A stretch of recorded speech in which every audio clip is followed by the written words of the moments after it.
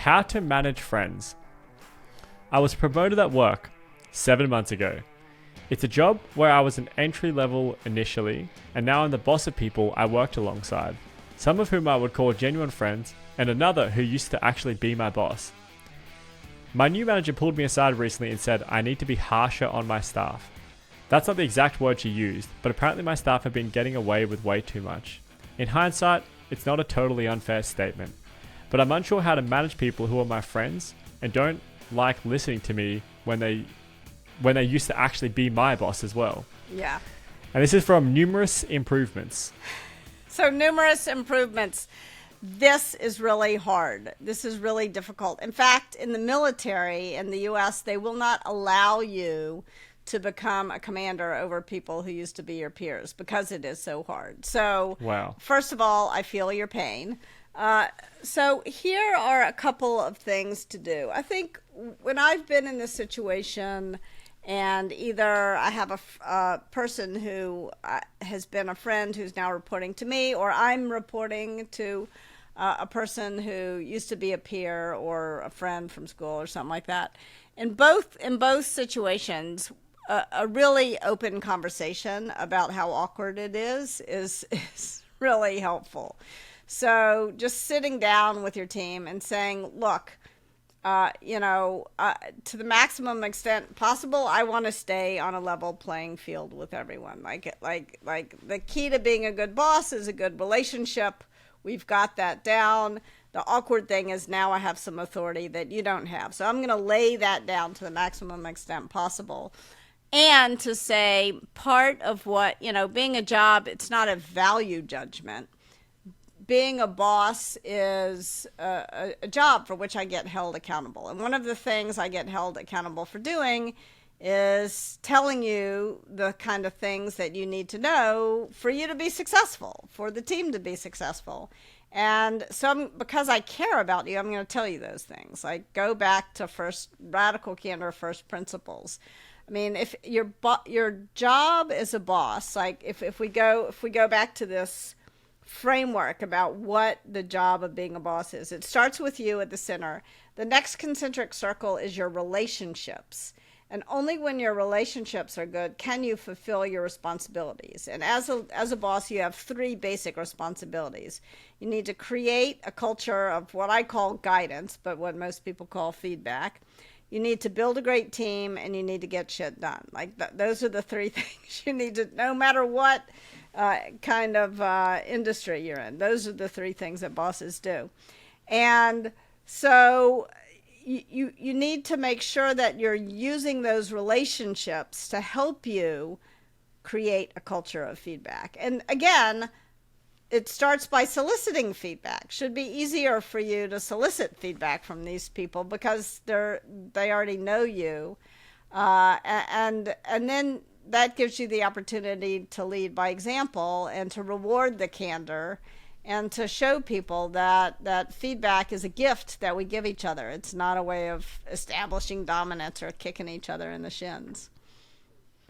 Yeah, I think especially earlier in my career, I did equate telling people what to do with leadership, that more like dominant, forceful approach. Yeah.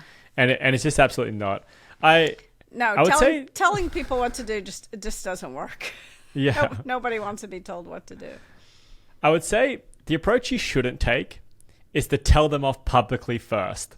That's where you should not start, okay? Yes, I agree. So that's the number one thing to not do. Do not just all of a sudden get fed up with this and resentful because you haven't said anything for a long time. Don't let it fester up and then all of a sudden blow up at this, because that will lead to the worst possible outcomes. Again, I'm just going to copy what you said, Kim, because I think it's perfect. It's have that hard conversation. It's going to be awkward, but having the hard conversation is almost always the right thing to do. Yes. So be very honest with them, genuine with them, and say, hey, this is weird. I'm in this position now where you were my boss and now I'm your boss. And you know what you were getting held accountable to, I'm now getting held accountable to that kind of stuff. So this is where I'm at. And I just want to talk about it. And maybe ask for some advice. I mean, that's why I said, start by soliciting feedback. This person was the boss. They're no longer the boss. They're probably no longer the boss for some reason. So ask for their advice. Like, what would you do in my shoes? What do I need to know? Because I have things to learn from you.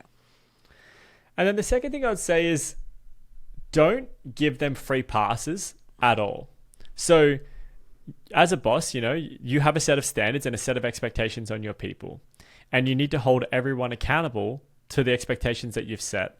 And I've been in the position before where I started managing someone who was my boss previously, and it was really strange. And I sat down, I had a conversation with them. It was really awkward and it was really tough, but it felt like it ended well. But this person kept kind of, somewhat, the word is too strong, but, somewhat humiliating me in public, like trying to question my authority or leadership in public, which was really bad. And you can't, in my opinion, you can't accept that. Like if this person is continuing to underperform or call you out or act inappropriately at work, you need to snuff that out. And so you need to tell them off, and there need to be, ramifications for anyone, acting like that in a workplace. Yeah. You can't let people bully you, because if you as the boss, and this is awkward, because part of what you're trying to do as a boss is get on a level playing field.